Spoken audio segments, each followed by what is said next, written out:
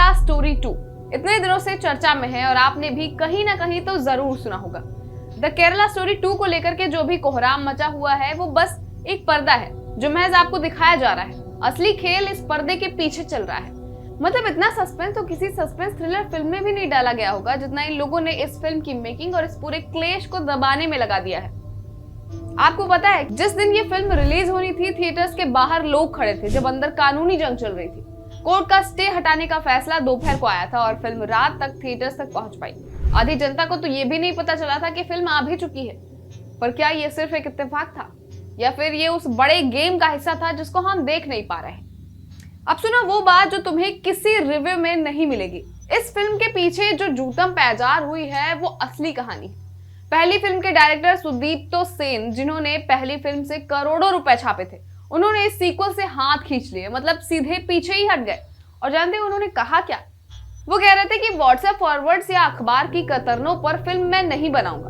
उनका कहना था कि पहली फिल्म के लिए मैंने 10 साल तक रिसर्च की थी, पर इस बार उनके पास कोई ठोस सबूत नहीं थे। अब ये 10 साल जहां उन्होंने अपनी जिंदगी खपाई वो है केरल की गलियां। केरल की उन गलियों में खाक छानी जहां से लड़कियां गायब हुई थी। उन माँ बाप के आंसू देखे जो आज भी अपनी बेटियों की राह देखते हैं। और उन पुलिस फाइल्स और कोर्ट के दरवाजों का अंबार इकट्ठा किया जिन्हें कोई छूना भी नहीं चाहता। उन्होंने एक एक पैटर्न को डिकोड किया कि कैसे ब्रेन वॉश होता है और कैसे ये पूरा सिस्टम काम करता है। इसलिए जब पार्ट 2 की बात आई तो उन्होंने ये साफ कह दिया कि भाई जो काम मैंने एक दशक की रिसर्च में किया था वो महज में कुछ महीनों में व्हाट्सएप फॉरवर्ड से अखबारों की कतरनों के भरोसे नहीं दोहराऊंगा। अब यहाँ आता है प्रोड्यूसर विपुल अमृतलाल शाह का पलटवार। विपुल शाह ने जो बोला उसने सबको हिला दिया। उन्होंने कहा कि सुदीप्तो ने जो स्क्रिप्ट दी थी वो एब्सोल्यूट ट्रैश यानी कि एकदम कचरा और बकवास थी। इस पर सुदीप्तो ने कहा कि तुम जिस स्क्रिप्ट को कचरा स्क्रिप्ट कह रहे हो वो दरअसल वो कड़वा सच है जिसके बिना मैं कैमरे को हाथ तक नहीं लगाऊंगा। अब सोचिए जिस डायरेक्टर के साथ मिलकर पहली फिल्म से 300 करोड़ छापे उसी को कह दिया कि तुम्हारी स्क्रिप्ट कचरा है। मतलब वाव।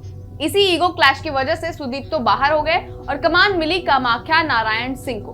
पर यहाँ एक बात सोचने वाली भी है कि क्या वाकई स्क्रिप्ट कचरा थी या सुदीप्तो कुछ ऐसा देख रहे थे जो विपुल शाह दुनिया को दिखाना ही नहीं चाहते थे।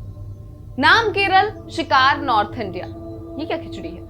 फिल्म का नाम केरल स्टोरी है और शिकार कहाँ की लड़कियां हो रही हैं? ग्वालियर की नेहा, जोधपुर की दिव्या और यूपी की सुरेखा।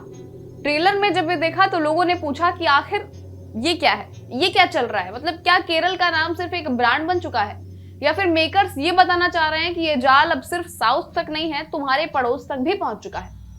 सेट पर मोबाइल बैन थे, जहां पर ये सब शूट हो रहा था वहां पर मोबाइल बैन थे। क्यों? ताकि विवादों से बचा जा सके या इसलिए कि अंदर जो दिखाया जा रहा है वो इतना ज्यादा वन साइडेड है कि बाहर आते ही हंगामा हो जाता। इन्होंने इस बार वो डरावना रेड कार्ड दिखाया है। जातियों के हिसाब से लड़कियों की कीमत, ब्राह्मण लड़कियों का सबसे ऊंचा रेट। फिल्म में दिखाया गया है कि लड़कियों को फंसाने और उनके धर्म बदलवाने के बाद उन्हें आगे किसी मिशन या फिर धंधे में ढकेलने के लिए उनकी बकायदा बोली लगाई जाती है। और सबसे चौंकाने वाली बात तो ये है कि ये रेट उनकी काबिलियत या फिर खूबसूरती पर नहीं है बल्कि उनकी जाति पर तय होता है। फिल्म के मुताबिक जो लड़कियां ऊंचे हिंदू परिवारों से आती हैं, खासकर ब्राह्मण लड़कियां, उनकी कीमत सबसे ज्यादा रखी गई। ऐसा इसलिए दिखाया गया है ताकि ये साबित किया जा सके कि सामने वाला गिरोह सिर्फ लड़कियों को नहीं तोड़ रहा है बल्कि हिंदू समाज की रीढ़ यानी उन परिवारों को निशाना बना रहा है जिन्हें समाज में ऊंचा दर्जा प्राप्त है। ये सुनकर ही रूह कांप जाती है क्योंकि ये बात किसी इंसान को इंसान से नहीं बल्कि एक मंडी के सामान की तरह पेश करती है। मतलब प्यार और धोखे के पीछे एक ऐसी काली दुनिया बैठी है जहां लड़कियों के गले में उनकी जाति का प्राइस टैग लटका दिया गया है। फिल्म की कमियां क्या हैं जरा ये भी देख लीजिए। जहां ये सिनेमा के नाम पर फेल हो गई। देखो जो सच है वो सच है, पर फिल्म का मुद्दा अपनी जगह है। पर अगर सिनेमा के तौर पर देखें तो इसमें कुछ चीजें थोड़ी खटकती हैं। पहली बात तो ये कि कहानी बहुत सीधी चलती है। मतलब आपको पहले से ही अंदाजा लग जाता है कि आगे क्या होने वाला है।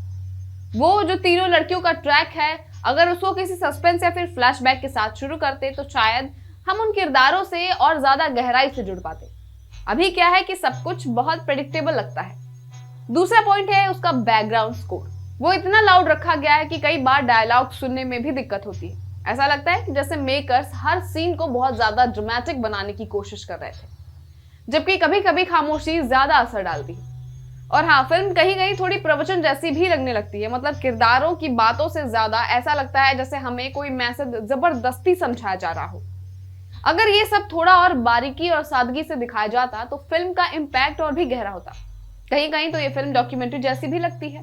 फिल्म में वो सीन जहां जबरदस्ती बीफ खिलाना, बार बार सेक्सुअल असॉल्ट दिखाना, ये फिल्म पहली वाली से कहीं ज्यादा डार्क और भयानक है। अब बात करते हैं उस मुद्दे पर कि ये सब जो कुछ भी दिखाया जा रहा है, क्या ये वाकई सच है?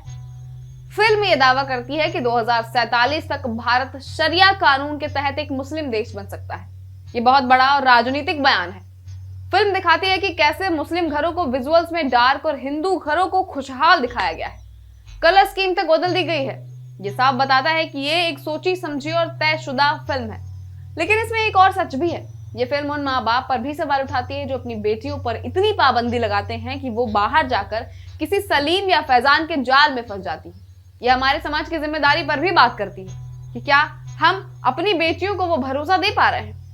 एक्ट्रेस की मेहनत सच्ची है। सुरेखा के रूप में उल्का गुप्ता ने दमदार परफॉर्मेंस दी है। अदिति भाटिया और ऐश्वर्या ओझा ने भी शादी के बाद के उस डर और ट्रॉमा को अच्छे से दिखाया है, पर अफसोस की स्क्रीन प्ले उन्हें गहराई नहीं देता।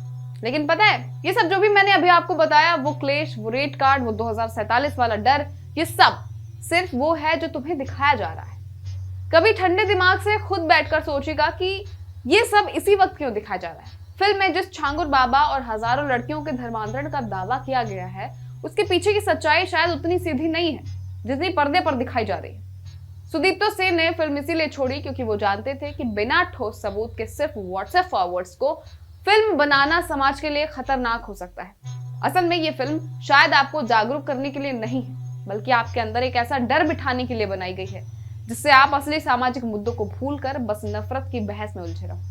अगर इस फिल्म का मकसद वाकई हमारी बेटियों को बचाना होता तो इसमें नफरत फैलाने के बजाय समाधान और जागरूकता पर बात होती। कहीं ऐसा तो नहीं कि सुरेखा, नेहा और दिव्या की इन दर्दनाक कहानियों का इस्तेमाल सिर्फ आपकी भावनाओं से खेलने और आपको एक तयशुदा एजेंडे का हिस्सा बनाने के लिए किया जा रहा है।